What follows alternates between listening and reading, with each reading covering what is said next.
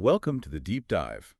We looked at a couple of YouTube videos you sent over, all about the science of music and the brain. Yeah, fascinating stuff. So our goal here is to really pull out the key ideas, focusing on rhythm and melody and how our brains actually handle them. Right. We'll touch on how music gets processed, the impact of those rhythmic and melodic parts, and some really quite surprising effects it can have. Okay, let's dive in. First off, processing. The videos made it clear it's not like there's one music button in the brain, is there? No, not at all. That's a key point. It's really a widespread neural event. Lots of different brain areas are involved simultaneously.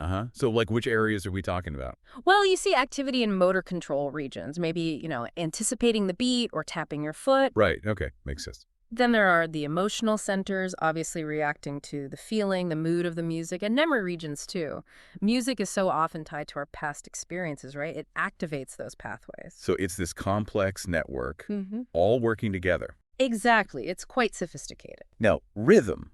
The videos seem to suggest this is incredibly fundamental for us, even babies. Oh, definitely. Humans seem inherently drawn to rhythm. There's this natural tendency to synchronize, to align ourselves with a beat. You feel it, don't you? That urge to move. You do.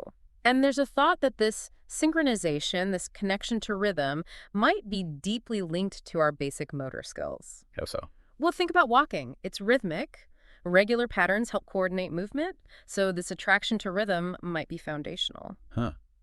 Interesting connection. Okay, what about melody, the tune? How does that translate into, well, feelings? Yeah, melody and emotion are tightly linked. Now, culture plays a big role in how we interpret specific melodies, of course. Sure, what you grow up hearing. Exactly.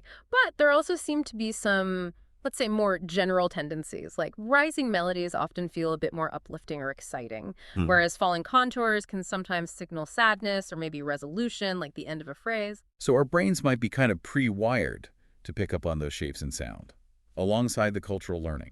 That seems to be the idea, yeah, a mix of biology and experience. Okay, now for some of those surprising effects, the videos mentioned musical chills. What's going on there? Ah, the chills. It's fascinating.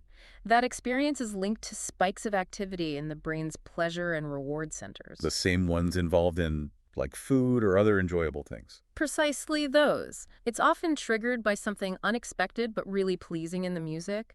Maybe a sudden harmonic change or a soaring part of the melody, your brain goes, wow. That is wild. And the memory connection seems huge, too. Everyone's got songs that just transport them, right? Absolutely. And it makes sense because music engages so many different brain areas, including those vital for storing and retrieving memories. So a song acts like a key. A very potent key sometimes. It can unlock vivid memories, the feelings tied to them, sometimes from years and years ago. It's quite powerful. Which leads to the therapeutic potential mentioned, using music for rehab or managing conditions. Right. Given how music activates motor, emotional, cognitive, and memory circuits all at once, you can see the potential. Yeah. It offers a way to engage the brain quite holistically, which could be beneficial for recovery after, say, a stroke, or even in managing conditions like Parkinson's or dementia. So wrapping this up for everyone listening, the big picture is that music isn't just background noise. It gets your whole brain working in this really coordinated dance. That's a great way to put it. Vast networks lighting up. And our connection to it through rhythm and melody seems really deep-seated, biological almost. Very much so. It affects our emotions, our memories, even our physical state in profound ways. Highlights how wired we are for music, doesn't That it? really does. So final thought then. Knowing how deeply music engages your brain, how could you maybe use it more intentionally? Perhaps for learning or boosting memory or just for, enhancing your well-being. Definitely something worth exploring. Thanks for joining us for this deep dive into music and the brain.